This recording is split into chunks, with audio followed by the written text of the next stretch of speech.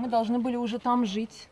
Алия белән Илдар Сафиннар бу йортка узган елның ноябрендә күченергә хыялланган була, ләкин үй туеның кайчан буласы һаман билгесез. Сафиннар төзүчене интернетта тапкан. Ул йорт салыр өчен җир кишәрлеге алырга дип бу гаиләдән 4 миллион 750 мең сум акча сораган. Алия фатирын сатып акчаны төзүчегә тапшырган. Шуннан соң йорт салу турында килешү төзегәннәр. Гомуми бәясе 9 миллион сум булырга тиеш иде диләр. Они 2 месяца вообще на участке, такое ощущение, что не появлялись. Алар 2 ай төзелеш мәйданында күренмәделәр дә, аннан соң агачларны кисә башладылар һәм 2 атна эчендә йортның диварларын күтәрделәр. Төзелеш тукталды. 3 ай узгач йортның түбәсен ябарга акча кирәк. Төзелеш материалларына бәя артты дип, өстәп акча сорый башладылар. Без калганын йорт салып бетергәч, ипотека килешүе буенча түлибез дидек һәм билгеләнгән бәяне арттырмаска кирәклеген әйттек.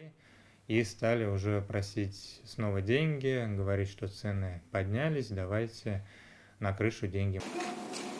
Бу кадрларын Сафиннар төзелеп бетмәгән йортны күрергә баргач телефонга төшергән. Ул чакта яңа торакның түбәсе дә, тәрәзәләре дә юк иде ди Сафиннар. Возмущает, что не хотят люди выполнять свои обязательства по договору. Кешеләрнең килешүдә күрсәтелгән бурычларын үтәмәүләре борчый. Буш вәгъдәләр бирәләр, тарталар, сузалар. Без бит инде бу вакытта балалар белән үз йортыбызга күченербез дип хыялланган идек. Такое счастливое время, переезд в свой дом с детьми. Хәзер төзүче йортның түбәсен япкан инде, тәрәзәләр дә бар, ләкин ул йортны Сафиннарга бирү өчен килешенгәнчә 9 миллион түгел, 11 миллион сорый. Гаилә каршы, алар үз йортларын хәзер игъланнар сайтында күргән, сатырга куйганнар. Я объявление отправляю, он говорит: ой, Мин йорт сату турындагы игъланны төзүчегә җибәрдем. Ә ул курыкмагыз, без аны махсус шулай эшләдек. Сезгә ипотека буенча ташлама булсын өчен диде. Біз бу хәлгә аңлатма бирүне сорап төзүчегә телефон аша мөрәҗәгать иттек. Никто никуда не отходит. Мы сейчас будем с ними встречаться, разговаривать. Спорный вопрос там. А в чем именно спорный момент? Я не могу вам говорить сейчас это по телефону.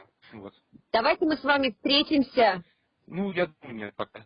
Пока понимания нету, пока говорить не о чем. Сафиннар юристларга мөрәҗәгать иткән, белгечләр исә килешү хилафлыклар белән төзелгән ди. Гаилә белмәгән кеше кулына җир кишәрлеге өчен 4 миллион 750 мең сум акчаны өстәвенә распискасы да тапшырган була. Любая передача денежных средств всегда требует фиксирования этой передачи. Акчаны кеше кулына биргәндә, аны документ белән расларга кирәк. Банк аша эшләнсә, аның чеге кая җибәрелгәне алучысы билгеле була. Ә кулдан кулга кагаз акча тапшырганда, аны исбатлап булмый. Зур сумма белән эш иткәндә, һичшиксез расписка язарга кирәк. Но если вы получаете или передаете от физического лица эти денежные средства, нужно составлять расписку.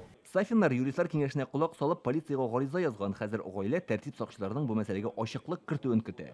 Яңа йортның йозагын кем ачып керер әлегә билгесез. Илдар Сафиуллин, Данил Филатов, Яңа Гасыр каналы.